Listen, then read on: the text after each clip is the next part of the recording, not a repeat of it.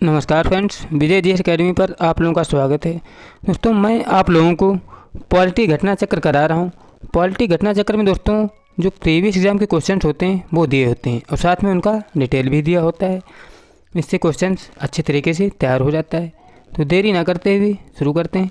आज के टॉपिक में जो क्वेश्चंस होंगे वो दोस्तों राष्ट्रपति और उपराष्ट्रपति से संबंधित होंगे।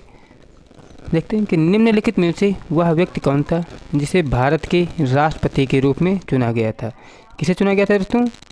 जो नीलम संजीव रेड्डी थे, इन्हें दोस्तों क्या है, निर्विरोध राष्ट्रपति चुना गया था।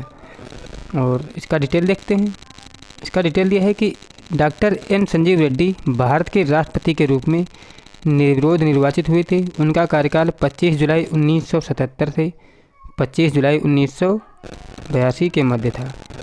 और अगला क्वेश्चन है कि भारत के उस राष्ट्रपति का नाम बताएं जो निर्विरोध चुना गया था। कौन था दोस्तों? डॉक्टर नीलम संजीव रेड्डी थे, वो निर्विरोध चुने गए थे, जैसा हमने अभी बताया था। और अगला क्वेश्चन है कि भारत के निम्नलिखित पदासीन उपराष्ट्रपतियों में से किसने राष्ट्रपति के पद के लिए चुनाव लड़ा और हार गए थे? कौन थे दोस्तों? भैरव सिंह शेखावत थे, जो उपराष्ट्रपति थे और इन्होंने राष्ट्रपति का चुनाव लड़ा और ये चुनाव में हार गए थे। और अगला क्वेश्चन है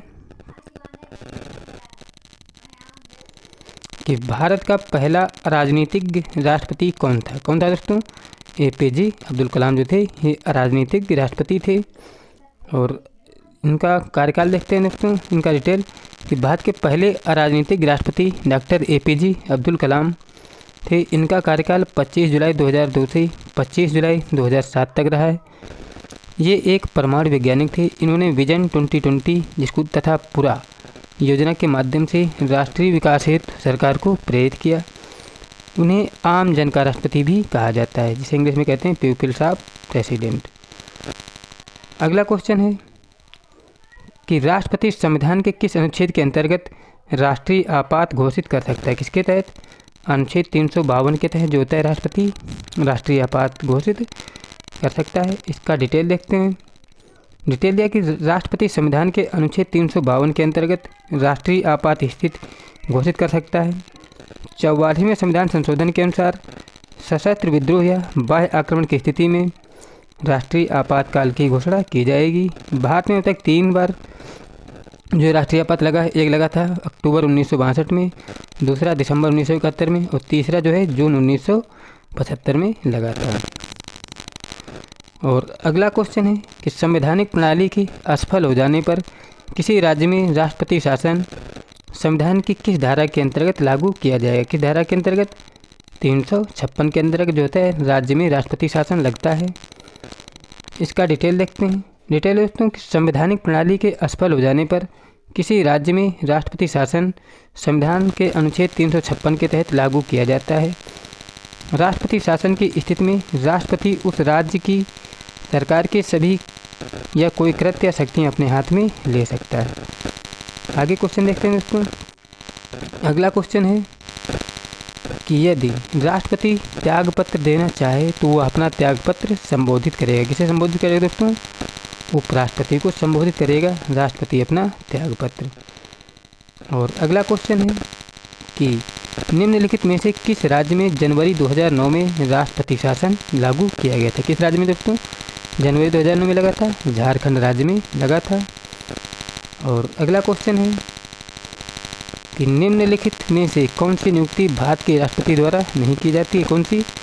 जो लोकसभा अध्यक्ष होता है दोस्तों, इसकी नियुक्ति राष्ट्रपति द्वारा नहीं की जाती। बाद बाकी भारत का मुख्य न्यायाधीश, वायुसेना अध्यक्ष और थल सेना अध्यक्ष, इनकी नियुक्ति जो है राष्ट्रपति द्वारा की जाती है।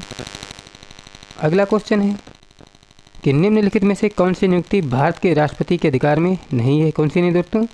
जो लोकसभा अध्यक्ष अभी बताया था, इसकी नियुक्ति जो है राष्ट्रपति के अधिकार में नहीं। बाद बाकी मुख्य न्यायाधीश, वित्त आयोग का अध्यक्ष और थल सेना अध्यक्ष, इनकी नियुक्ति राष्ट्रपति करता है।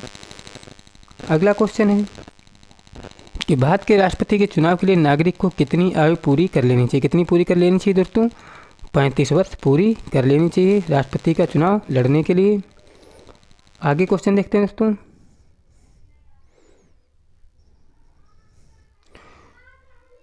अगला क्वेश्चन है कि भारत के राष्ट्रपति के पद के लिए चुनाव लड़ने वाले उम्मीदवार की न्यूनतम आयु क्या निर्धारित है? क्या निर्धारित है दोस्तों? 35 वर्ष निर्धारित है। अगला क्वेश्चन है कि भारत के राष्ट्रपति पर महाभियोग की विधि अपनाई गई है। कहाँ से अपनाई गई दोस्तों? यूएसए के संविधान से अपनाई गई है भारत के राष्ट्रपति पर महाभियोग की शक्ति। और अगला क्वेश्चन है कि राष्ट्रपति की सेवानिवृत्ति आयु क्या होती है? क्या होती है दोस्तों? इसकी कोई सीमा नहीं होती राष्ट्रपति की सेवानिवृत्ति की आयु। इसका डिटेल देखते हैं।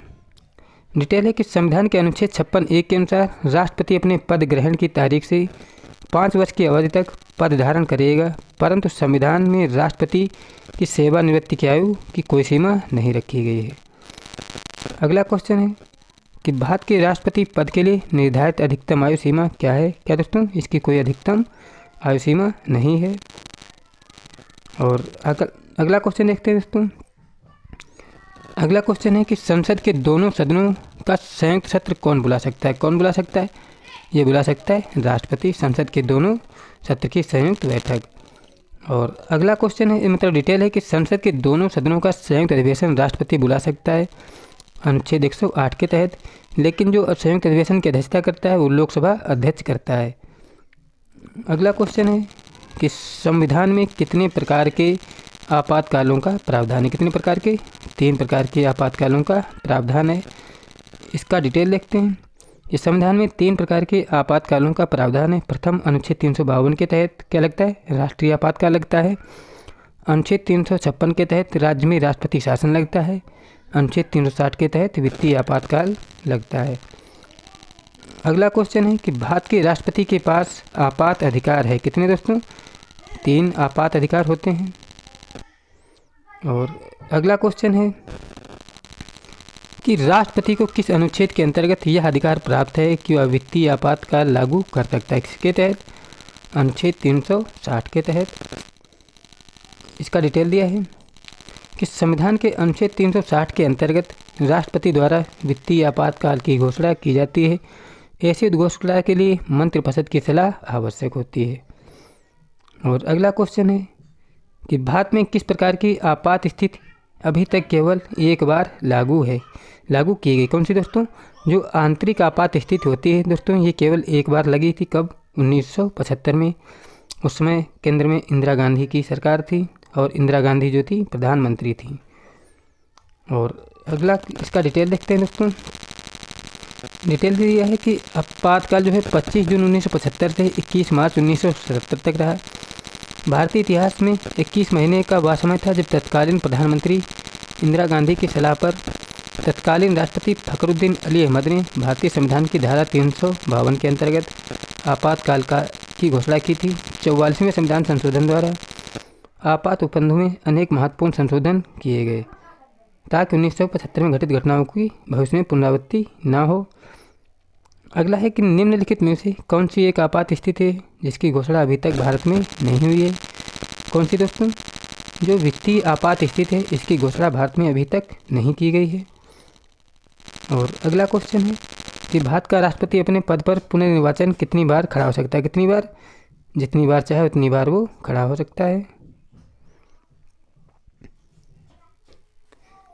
इसका डिटेल देखते हैं कि कोई भी व्यक्ति जो राष्ट्रपति के रूप में पद धारण करता है या कर चुका है, संविधान के अनुच्छेद 57 के तहत उस पद के लिए पुनर्निर्वाचित हो सकता है।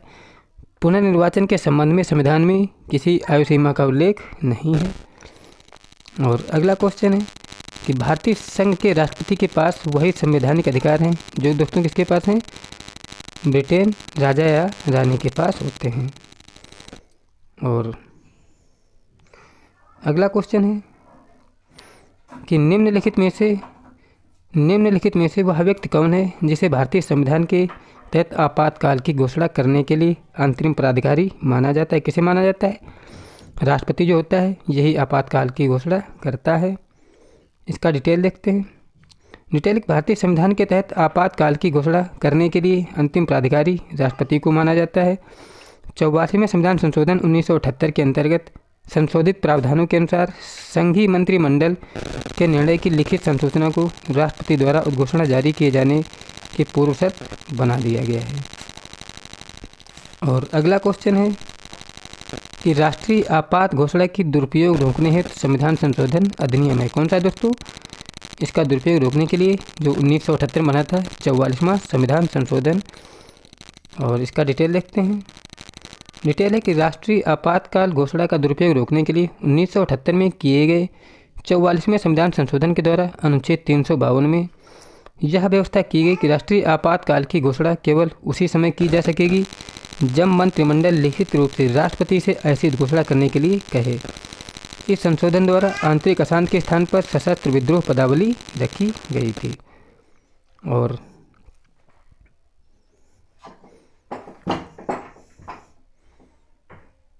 फ्रेंड्स, इस वीडियो में इतने ही क्वेश्चन हैं। आगे क्वेश्चन मैं नेक्स्ट वीडियो में कराऊंगा। यदि आपको मेरे द्वारा कराए गए क्वेश्चंस अच्छे लगे हों तो प्लीज़ चैनल को सब्सक्राइब कर लें। वीडियो अच्छा लगा तो लाइक भी करें। मिलते हैं नेक्स्ट वीडियो में। जय हिंद, जय भारत।